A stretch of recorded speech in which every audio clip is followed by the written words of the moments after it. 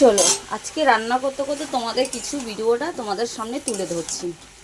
যে আগে যখন আমি মেট্রোপোলে একা মানে এই জায়গাটা যখন একা ছিলাম তখন মনে করলাম যে একা আছি, কাউকে নিয়ে নিজের লোকদেরকে নিয়ে আসা অনেক ভালো, যে চলো আপদ বিপদের সময় সামনে দাঁড়াবে।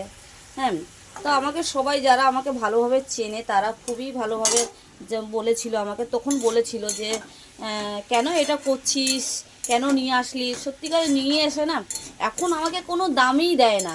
তা বলো, বুঝতে পারছো এখানে ভালো মানুষের কোনো এখানে নেই, কোনো জায়গা নেই ভালো মানুষ। আমি ভাবলাম যে জানাচ্ছ সবাই আছি, এক জায়গায় থাকবো, এক জায়গায় কথাবার্তা বলবো, এক জায়গায় ঘুরবো ফিরবো, আনন্দ ফুর্তি করবো, আমি সেই যাই।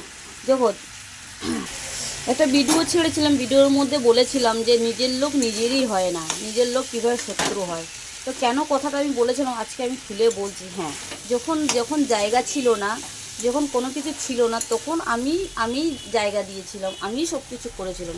যারা আমাকে ভালোভাবে চেনে তারা আমাকে বলেছিল যে কেন এরকম করছিস। আমি বললাম, আমি তখন অতটা, আমি অতটা সদর সরল মানুষ, আমি বুঝতে পারি না যে ওরা এরম পিছন দিকে আমাকে এতটা খারাপ ভাবে, এতটা খারাপ নেবে।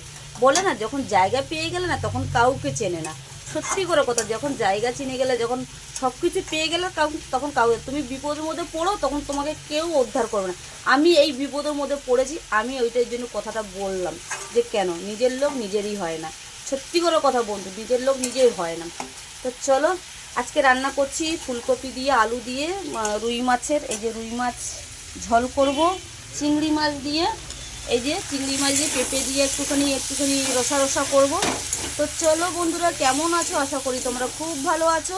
আশা করি আমার ভিডিওটা খুবই ভালো লাগলো, আর ভালো লাগলে অবশ্যই লাইক কমেন্ট করবে। হ্যাঁ, যখন আমাকে বলেছিল বন্ধু বান্ধবরা যে কেন তুই নিজে নিয়ে এসে কেন করছিস, কেন জায়গা দিচ্ছিস, তখন সব কিছু মনে করতাম না, ওরা তো আমার নিজের থাকলে ওরা আমাকে এত কিছু করতে পারবে। তাই এখন বুঝতে পারছি নিজের পর কেউ কারণ না, বন্ধু বান্ধব কেউ কারণ না।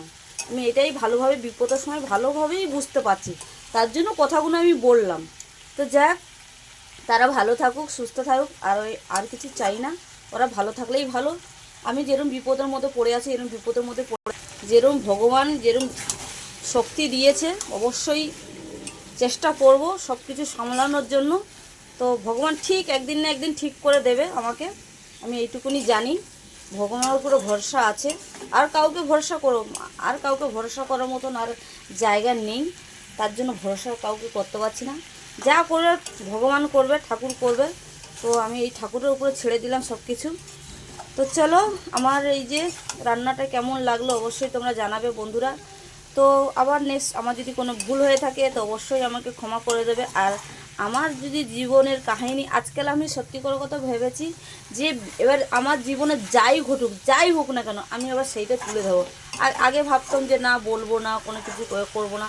এখন ভাবছি না, আমি এটাই ঠিক বলা। তো আমার জীবনে যাই কিছু হোক, তোমরা যদি জানতে চাইলে অবশ্যই আমাকে কমেন্ট করবে। তো tata, bye bye, next video তোমাদের সাথে দেখা হবে।